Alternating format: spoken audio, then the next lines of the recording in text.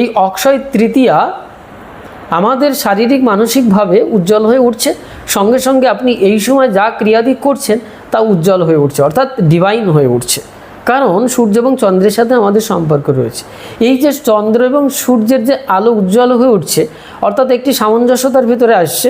আমি একটু যৌগিক ফর্মুলার সিদ্ধান্তে যাব এবার। সেটা কি?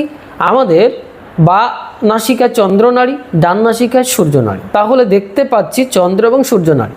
তাহলে চন্দ্র এবং সূর্যনাড়ি যদি প্রকট হয়ে যায়, সামঞ্জস্যতার ভেতরে আসে, তাহলে আমরা দেখতে পাই ইড়া এবং পিঙ্গলা, চন্দ্র এবং সূর্য, এই দুই নাসিকার শ্বাসবায়ু ব্যালেন্সে চলে আসছে। আমি আগেই বলেছি, যখন কোনো ব্যক্তির এই দুই শ্বাসবায়ু অর্থাৎ বা দিকটা এবং ডান দিকটা নাসিকার শ্বাসবায়ু যখন সমান্তরালে আসে, সমানভাবে প্রবাহিত হয়, তখন সরস্বতী নাড়ি খুলে যায়, অর্থাৎ জ্ঞান নাড়ি খুলে যায়। অর্থাৎ জ্ঞান যদি খুলে যায়, তাহলে সেটাকে আমরা বলতে পারি অক্ষয়। জ্ঞান কখনো ক্ষয়প্রাপ্ত হয় না, অর্থাৎ উৎকৃষ্ট জ্ঞান আসছে।